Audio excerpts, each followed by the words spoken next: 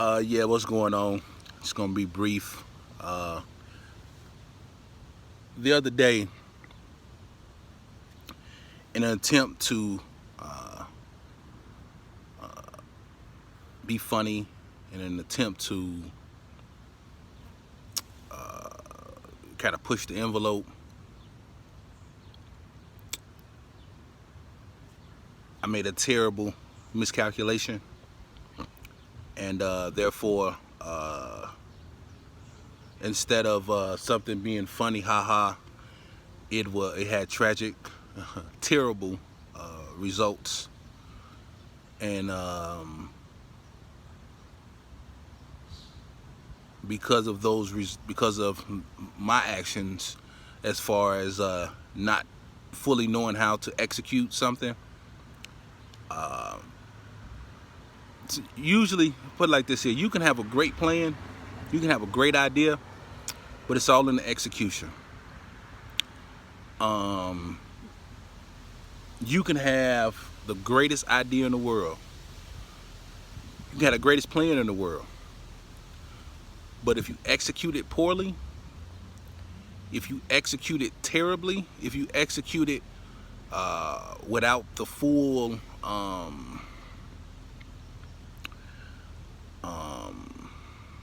precision, then you're gonna fuck it up. And that's what I did. I didn't plan it properly, and so the execution was poor. And then I compounded it by, trying to put the joke out there, and it started a chain of events that led to some very unfortunate live raw emotions, and some hurtful things being said. But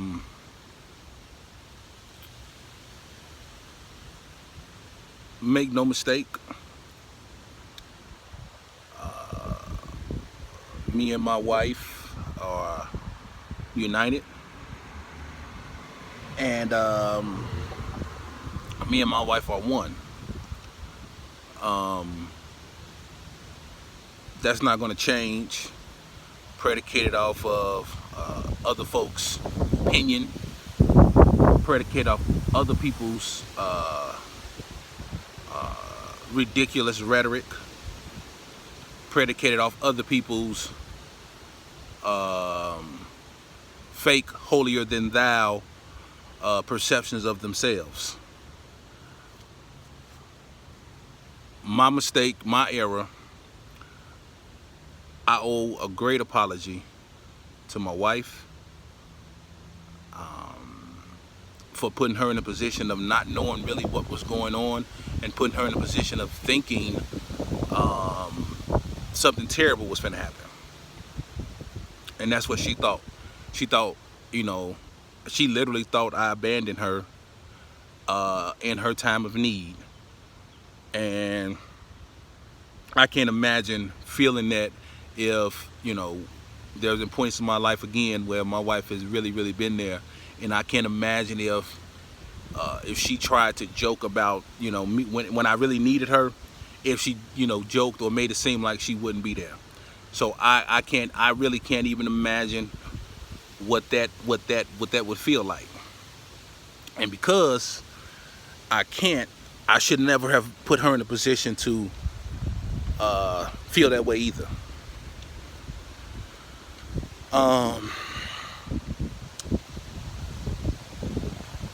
It's crazy though, because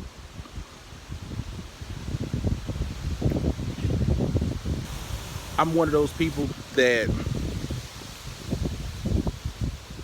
no matter what, I got family, friends, and in relationships, marriages, whatever, and they talk to me this, that, and the other about their problems or whatever they're going through, and I always try to stay in my lane, and I never go too far left or right when I'm talking about somebody else's relationship, because at the end of the day, usually sometimes what happens is once you declare a side, so to speak, and you pounce on that, well then what happens when there's no side to be had? Because see, me and my wife, we on the same side. So when you say certain things, see, I believe angry people, drunk people, and children, they speak their heart. My wife, she spoke her heart because she was angry. And she was hurt. And she thought in her time of need, her husband abandoned her. And I'm a horrible, horrible, horrible feeling that I have in my soul for doing that to her. It was wrong. It shouldn't have been done. And of all the things to prank someone about, to prank her about, for me to choose that time and that moment to say, I gotta, poor choice to do. I love my wife. I love our family. I love our children. I love our home. And FYI, just like this is a prank, follow-up video that I didn't post because the things just got too real.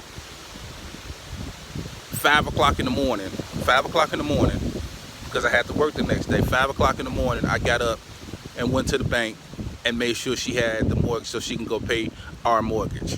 So for anybody who thought like, oh, we have to help her because he left her, save it, and I got my wife, and I have to do a better job in knowing what's funny, what's not funny, because see, my sense of humor is sometimes dark when it's pertaining to someone else, but I have feelings too. I'm a human being too, and once once I realized just how hurt she was, it hurt me even more. And so I understand her response. I understand why she lashed out. So hindsight being 2020, hell no, I wouldn't have done it. We just would have, and the situation at the bank, me and my wife talked about it, that ain't y'all business again. To me, I look at, because my wife has a fondness for YouTube and the people that follow her on YouTube, but I see you all as like, this is like relatives, in-laws, so to speak. Well, there's an expression. In-laws have to stay in their lane because in-laws can become outlaws. And now that me and my wife are, we're fixing, mending our thing,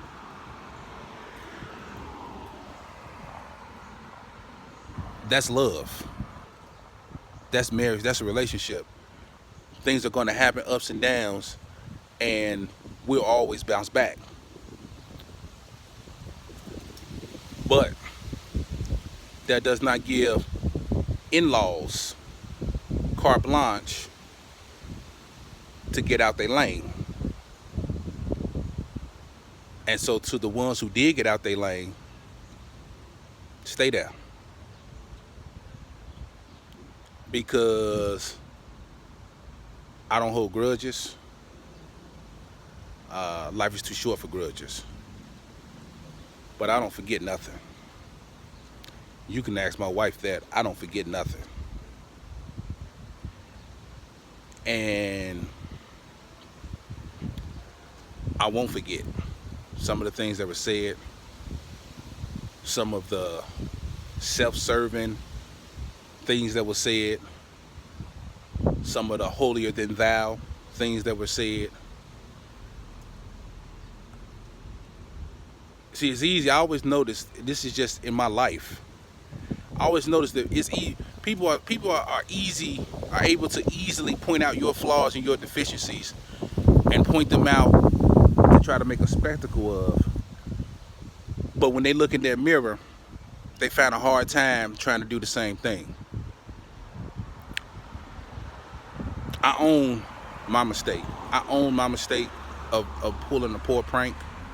I own my mistake of hurting my wife.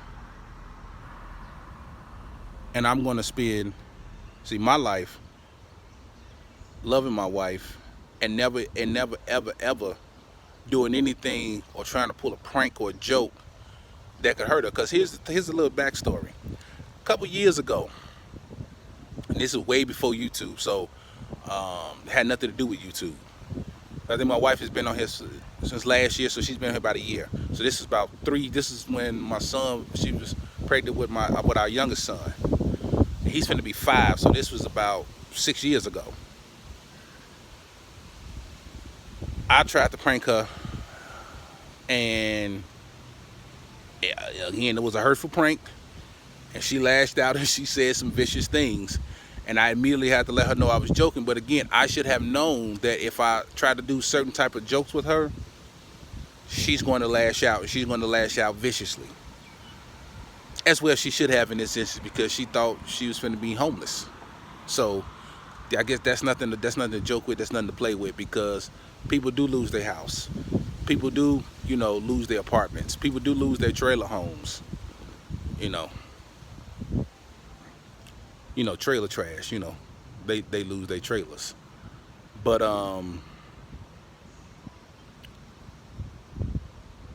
for putting my wife in position to feel that way, I apologize to her. I love her, and from this day forward, I'm out of the joking, pranking business. I've attempted twice to prank her, and 6 years ago, and then a couple days ago, and both of them, I guess they were pranks that cut too deep, and she lashed out at me. So she's usually slow to anger, but when you think your husband, your spouse, your significant other has abandoned you and your children, that ain't nothing to joke with. That ain't nothing to play with.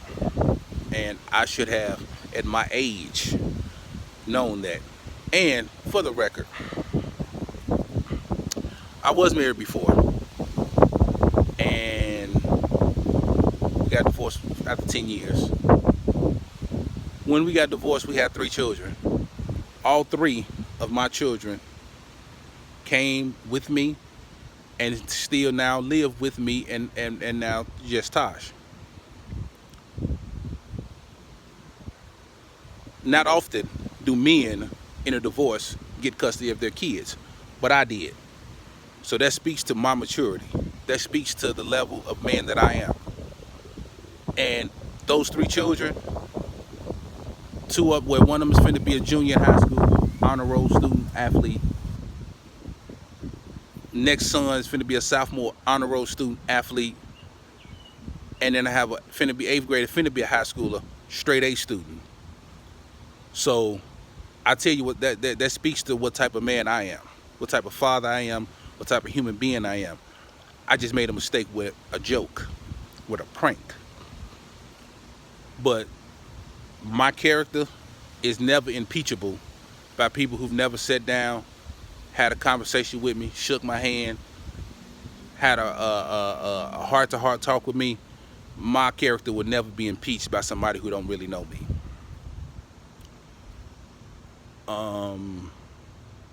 So that's it.